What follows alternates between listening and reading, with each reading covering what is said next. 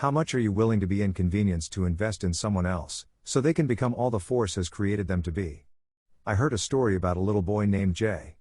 He was 10 years old and both physically and mentally challenged. Jay loved baseball. He and his dad were out walking one day by a baseball field where some young boys were playing a game. Jay asked his dad if he thought they would let him play. Jay's dad knew that he couldn't play at their level. He was uncoordinated and could hardly run at all. His dad didn't want to disappoint him, so he went over and asked one of the young boys in the dugout if Jay could play. The little boy looked around at his friends trying to get some feedback. Finally, he said, "Well, there's only 2 innings left and we're down by 3 runs. But sure, he can come and play. We'll put him in the outfield." Jay was so excited. He could not believe he was actually playing baseball with those other boys.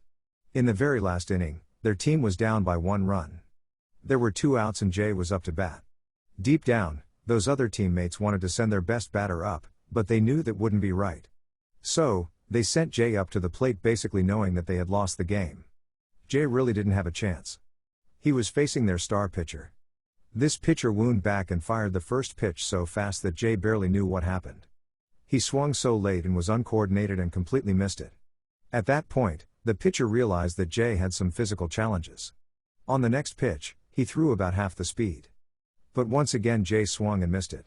For the last pitch, the pitcher stepped off the mound and walked much closer to home plate. He threw the ball as soft as he could, and believe it or not, Jay hit the ball. It went about 5 feet right in front of home plate. The pitcher ran and picked it up. Instinctively, he was about to fire it to first base and win the game, but out of the corner of his eye, he saw Jay running the best that he could.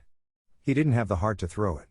On purpose, he threw the ball over the first baseman's head into the outfield. The dad stood up and said, "Run, Jay. Run."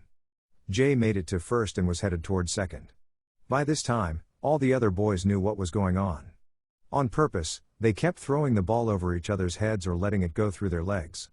Jay rounded third base and the whole crowd was shouting, "Jay! Jay! Jay!" Jay came in with a game-winning run. His dad had big tears running down his cheeks. He was amazed at what just happened. That day, those boys deposited something in Jay that he'll never forget. When he's 70 years old, he will remember the time he scored the game-winning run. Sometimes you have to give up winning so somebody else can win.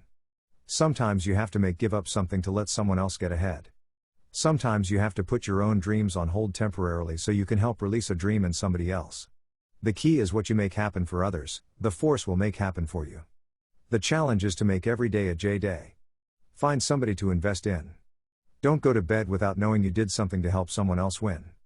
Believe in people before they succeed. Call out those seeds of greatness and watch what the force will do in your own life in return.